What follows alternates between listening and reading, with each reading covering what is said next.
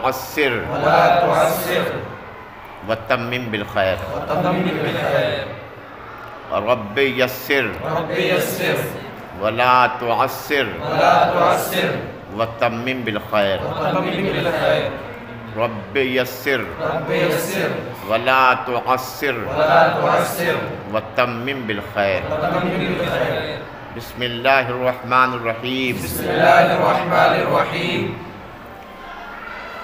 اللهم أعطنا علما نافعا اللهم أعطنا علما نافعا ورزقا حلالا ورزقا حلالا وعملا متقبلا وعملا متقبلا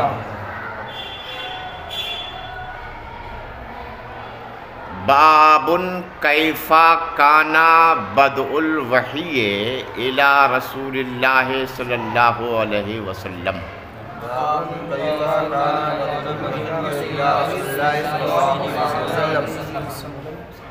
وقول اللہ عز وجل وقول الله عز وجل انا اوحینا الیک إنا أوحينا إليك کما اوحینا الی نوح والنبیین من بعدہ إنا أوحينا إليك كما أوحينا إلى نوح والنبيين من بعده حدثنا الحمیدی حدثنا الحميدي قال حدثنا سفیان قال حدثنا سفيان قال حدثنا يحيى بن سعيد الأنصاري قال حدثنا يحيى بن سعيد الأنصاري قال أخبرني محمد ابن إبراهيم التيمي قال أخبرني محمد بن التيمي أنه سمع علقمة بن وقاص أنه سمع علقمة ابن وقاص الليثي يقول سمعت عمر بن الخطاب رضي الله تعالى عنه يقول سمعت عمر بن الخطاب رضي الله تعالى عنه على المنبر على المنبر يقول سمعت رسول الله صلى الله عليه وسلم يقول سمعت رسول الله صلى الله عليه وسلم يقول إنما الأعمال بالنيات إنما الأعمال بالنيات وإنما لامرئ ما نوى وإنما لامرئ ما نوى فمن كانت هجرته إلى دنيا فمن كان هجرته إلى الدنيا يصيبها يصيبها أو إلى امرأة ينكحها فهجرته إلى ما هاجر إليه فهجرته إلى ما هاجر إليه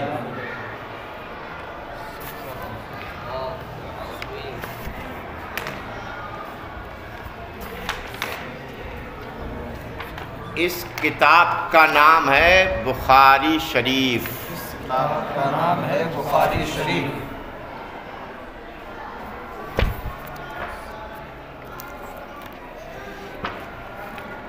فن حدیث میں یہ کتاب ہے فن حدیث میں یہ کتاب ہے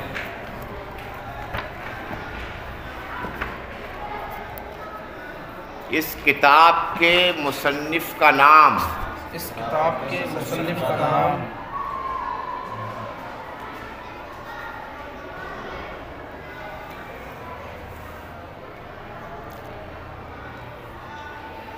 ناصر الاحادیث النبویہ ناصر الاحادیث النبویہ امیر المؤمنین فی الحدیث امیر المؤمنین فی الحدیث الشیخ الشیخ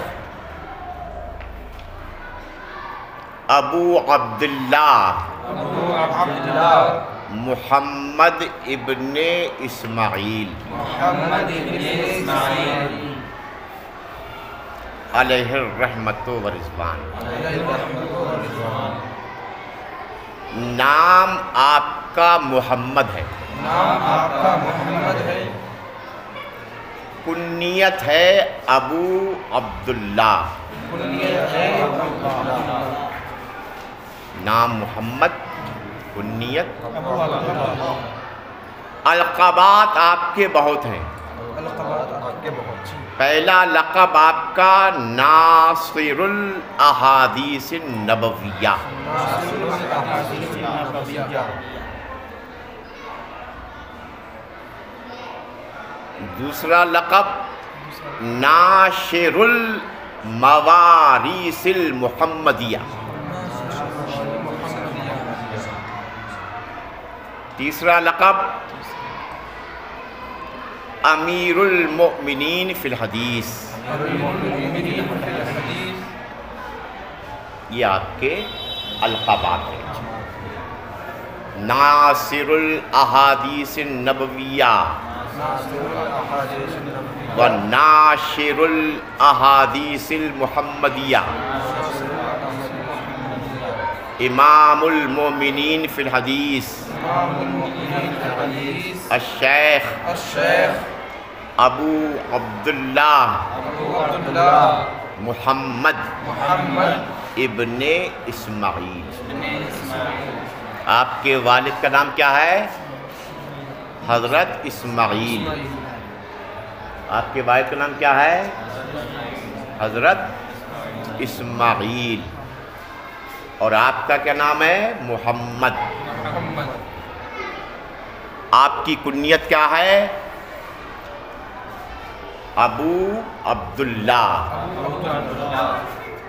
और आपके अलक़ाबात क्या क्या हैं? नासिरुल अहादीसिल नबविया व नाशिरुल मवारिसिल मुहम्मदिया, अमीरुल मोमिनीन फिल हदीस।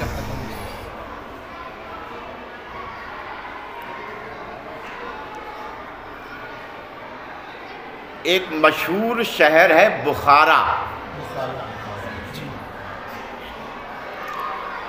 वहीं पे आप पैदा हुए और उसी जगह की तरफ निस्बत करते हुए आपको क्या कहा जाने लगा?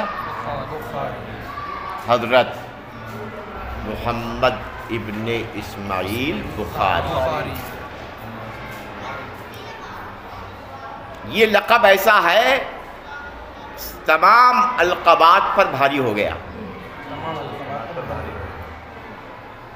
तो आपको क्या कहा जाने लगा? हज़रत मोहम्मद इब्ने इस्माईल बुखारी। बुखारा एक जगह का नाम है, वहीं पे आप 13 शव्वालुल मुकर्रम सन 194 हिजरी में पैदा हुए। 13 शव्वाल सन 194 हिजरी में आपकी पैदाइश हुई बुखारा में। आपका इंतकाल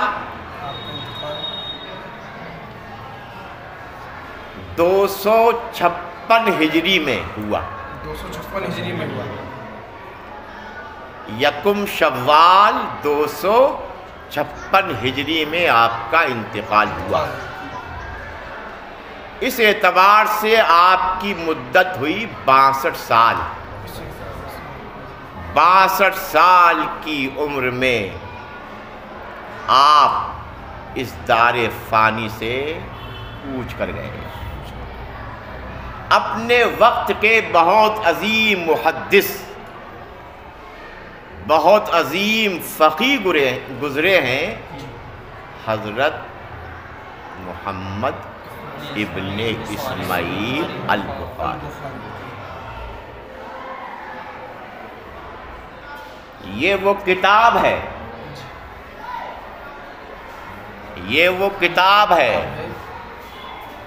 जो हर मदरसे में दाखिले निसाब है। इसके पढ़ने वाले फैज़याब हैं और इसके पढ़ाने वाले नायाब।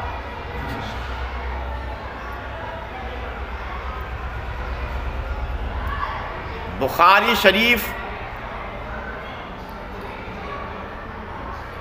وہ معرکۃ الآراء کتاب ہے، وہ معرکۃ الآراء کتاب ہے کہ قرآن کے بعد اگر معتبر اگر کوئی کتاب ہے تو وہ بخاری شریف ہے۔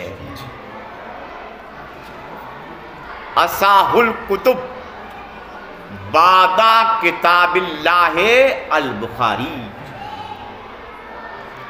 اللہ کی کتاب کے بعد اصح الکتب، تمام کتبوں میں اگر کوئی معتبر ہے تو وہ بخاری شریف ہے۔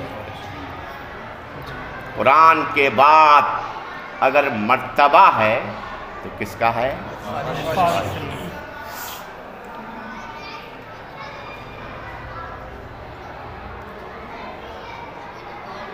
بسم اللہ الرحمن الرحیم، اللہ کے نام سے شروع جو نہایت مہربان رحم کرنے والا ہے۔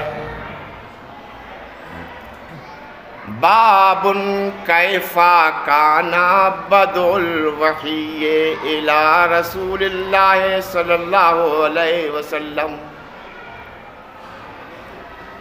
یہ باب ہے اس بارے میں کہ رسول اللہ صلی اللہ علیہ وسلم کے پاس وحی کیسے آتی تھی۔ یہ باب ہے اس بارے میں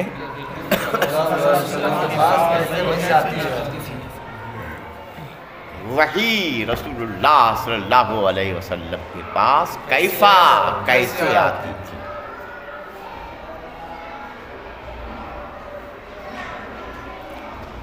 اور اللہ عز و جل کا قول ہے، بے شک ہم نے تمہاری طرف وحی نازل فرمائی، بے شک ہم نے تمہاری طرف وحی نازل فرمائی، جیسا کہ ہم نے حضرت نوح علیہ السلام کی طرف اور ان کے بعد دوسرے نبیوں پر نازل فرمائی، جیسا کہ ہم نے نوح علیہ السلام کی طرف اور ان کے بعد دوسرے نبیوں پر وحی نازل فرمائی۔ یہ باب ہے اس بارے میں کہ رسول اللہ صلی اللہ علیہ وسلم کی طرف وحی کیسے آتی تھی، وحی کی ابتدا کیسے ہوئی۔ وحی کے لغوی معنی کئی آتے ہیں۔ وحی کا لغوی معنی آتا ہے اشارہ کرنا،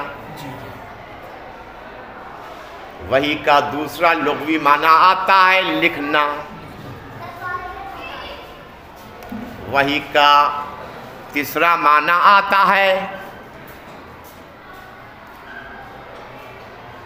آہستہ بات کرنا، آہستہ وحی کے لغوی معنی کئی ہے۔ اصطلاح میں وحی، شریعت میں وحی اللہ کے اس کلام کو کہتے ہیں جو نبیوں میں سے کسی نبی پر نازل ہو۔ شریعت میں وحی کسے کہتے ہیں؟ اللہ کے اس کلام کو کہتے ہیں جو انبیاء میں سے کسی نبی پر نازل ہو، اسے کہتے ہیں وحی۔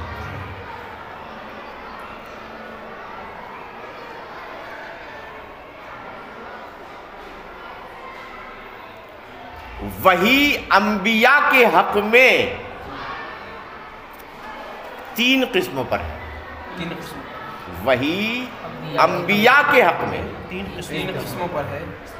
پہلی قسم یہ ہے بنفس نفیس، اللہ تعالیٰ کا کلام قدیم سننا، بنفس نفیس اللہ تعالیٰ کا کلام قدیم سننا. جیسے کہ ہمارے حضور جان رحمت صلی اللہ علیہ وسلم نے سنا شب معراج، شب معراج خود حضور نے اللہ تعالیٰ کا کلام قدیم سنا. حضرت موسیٰ علیہ السلام نے کوہ طور پر سنا. حضرت موسیٰ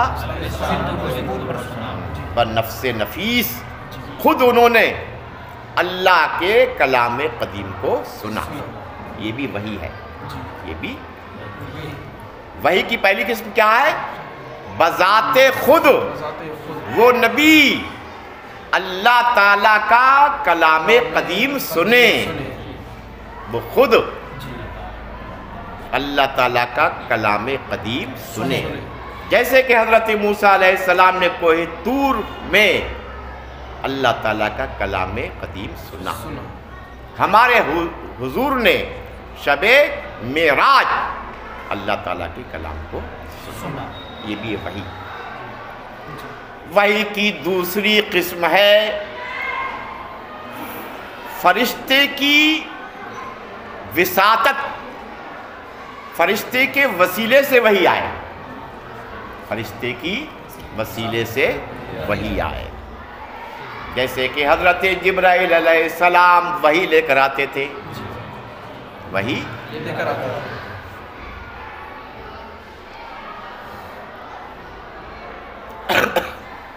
حضرت اسرافیل علیہ السلام بھی وحی لے کر آئے.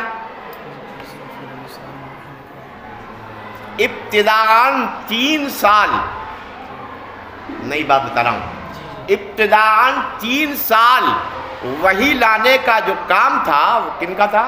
حضرت اسرافیل علیہ السلام. پھر 3 سال کے بعد حضرت جبرائیل علیہ السلام وحی لے کر آئے اور پورا قرآن آپ کی حضرت جبرائیل علیہ السلام کی وحی کے ذریعے نازل ہوا. یعنی انہی کی وساطت سے، انہی کے وسیلے سے قرآن نازل ہوا. کیا قسم ہوئی؟ 2. پہلی قسم یہ ہوئی کہ بنفس نفیس اللہ تعالیٰ کا کلام قدیم سننا، اور دوسری قسم کیا ہوئی؟ فرشتوں کی واسطے سے وحی آئے. تیسری وحی کی قسم ہے معانی کا القاء ہو. نبیوں کے دل میں معانی کا القاء ہو. یہ بھی وحی کی تیسری قسم ہے.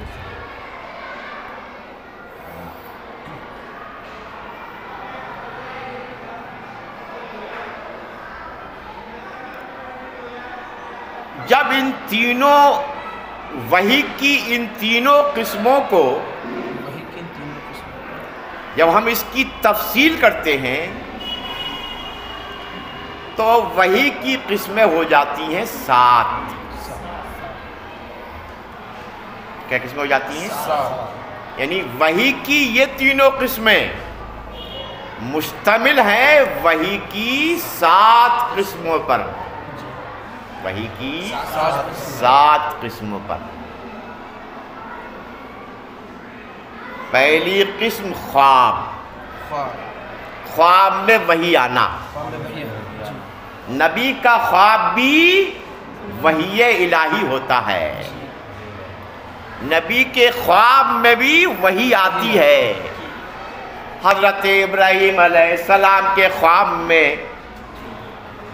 یہ وحی آئی کہ تم اپنے بیٹے حضرت اسماعیل علیہ السلام کو قربان کرو.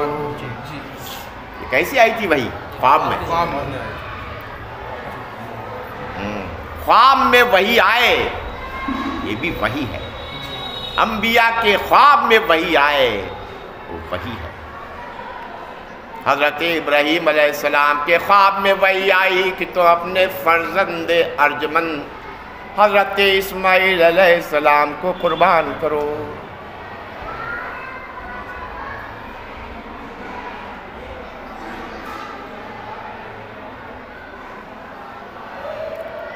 گھنٹی کی صورت میں وحی آتی تھی، گھنٹی کی صورت میں یہی آتی تھی، جیسے کہ یہ حدیث ابھی آ رہی ہے۔ یہ حدیث کیا ہے؟ اس کا ذکر ابھی بیان ہوگا۔ حضور فرماتے ہیں کبھی وحی میری طرف گھنٹی کی صورت میں آتی۔ حضور فرماتے ہیں کہ وحی میری طرف کبھی گھنٹی کی صورت میں آتی اور میں اس سے اس کا مفہوم، اس کا معنی جان لیتا۔ کبھی وحی آتی فرشتے کی واسطے سے، کبھی وحی آتی وہ فرشتہ کسی انسان کی صورت اختیار کرتا، وہ فرشتہ جیسے کہ حضرت جبرائیل ہمیشہ حضرت دحیہ کلبی کی صورت میں آتے، حضرت دحیہ کلبی کی صورت میں آتی، حضرت دحیہ کلبی کی صورت میں وحی لے کر آتے۔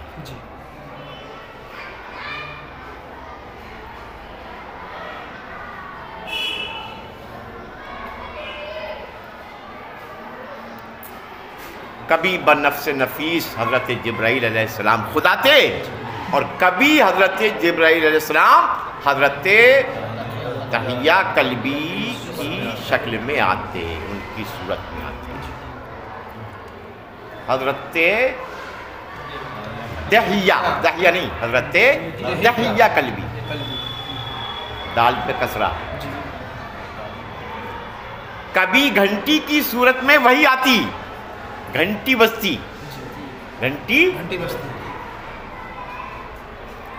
تمام وحی کی تمام صورتوں میں یہ والی صورت وحی کی آقا ارشاد فرماتے ہیں یہ مجھ پر بہت سخت ہوتی، یہ مجھ پر بہت سخت ہوتی، یعنی اس کا بوجھ مجھ پر بہت پڑتا، اس کا بوجھ گھنٹی بجتی تھی، اس سے حضور اس کا معنی، اس کا مفہوم سمجھ لیتے۔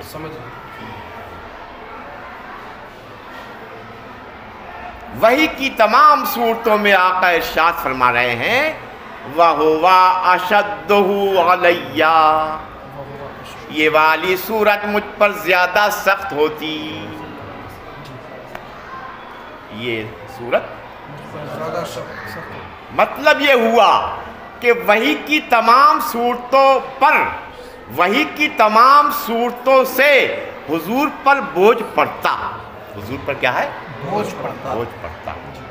آپ کی آنکھیں سرخ ہو جاتی، آپ کی جبین اقدس پسینہ پسینہ ہو جاتی، آپ کو بخار آنے لگتا، آپ کا جسم لرزہ برانداز ہو جاتا، لرزہ براندام ہو جاتا، آپ کانپنے لگتے جب آپ پر وحی نازل ہوتی۔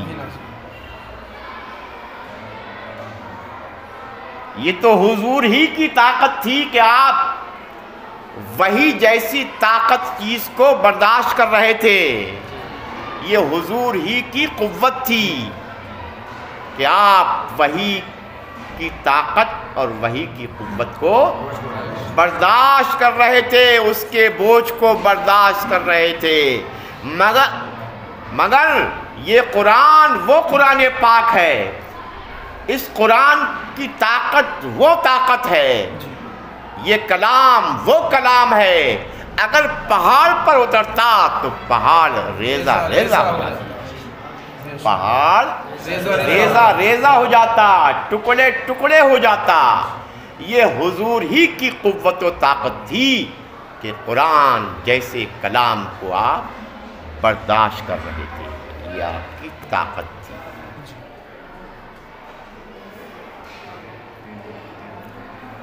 وحی کی تمام صورتوں میں صرف 2 صورتوں کا ذکر ہے۔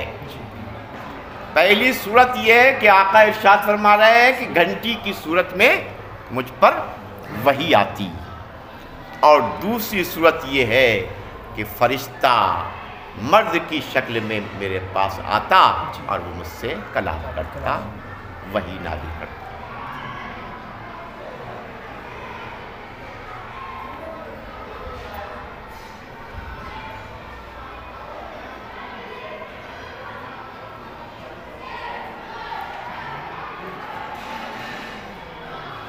حدثنا الحمیدی، ہم سے حدیث بیان کی حضرت حمیدی نے، انہوں نے فرمایا ہم سے حدیث بیان کی حضرت سفیان نے، انہوں نے فرمایا ہم سے حدیث بیان کی یحییٰ ابن سعید انصاری نے، انہوں نے فرمایا مجھے خبر دی محمد ابن ابراہیم تیمی نے۔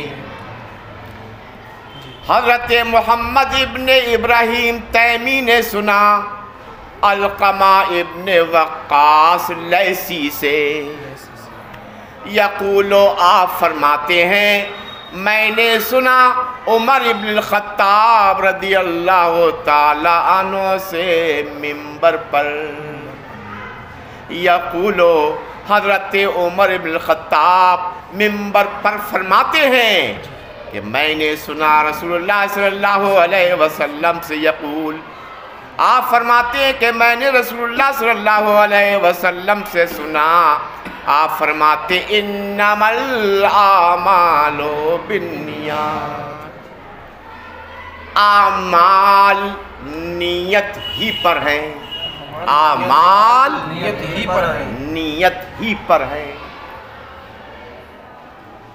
حضور صلی اللہ علیہ وسلم ارشاد فرماتے ہیں انما الاعمال بالنیات، اعمال نیت ہی پر ہیں۔ اعمال جمع ہے عمل کی، اعمال جمع ہے عمل اور فعل، یہ دونوں مترادف ہیں، یہ دونوں مترادف۔ اعمال نیت ہی پر ہیں، افعال نیت ہی پر ہیں۔ اعمال اور افعال دونوں کیا ہیں؟ مترادف ہیں، دونوں ایک ہی ہیں، دونوں ایک ہی ہیں، مگر بولنے کے وقت دونوں میں فرق ہے۔ فعل افعال کا اطلاق افعال جوارح پر ہوتا ہے، افعال اور اعمال کا اطلاق عام ہے، اعمال کا اطلاق عام ہے۔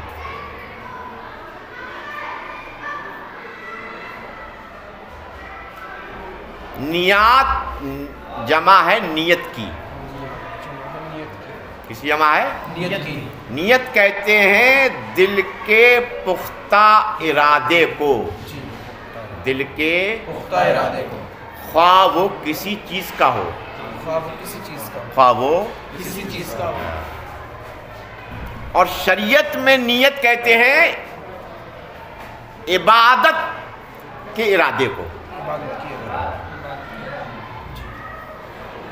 شریعت میں نیت کسے کہتے ہیں؟ عبادت کے ارادے کو نیت کہتے ہیں۔ کیا کہتے ہیں؟ نیت کہتے ہیں۔ آقا ارشاد فرماتے ہیں اعمال نیت ہی پر ہیں۔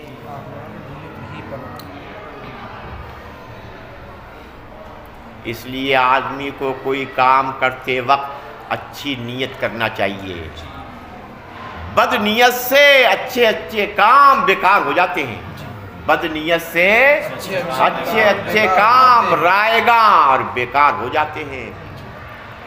اس لیے اعمال عبادات جتنی بھی عبادات ہیں ان کا تعلق اس سے ہے بالنیت، نیت سے۔ بخاری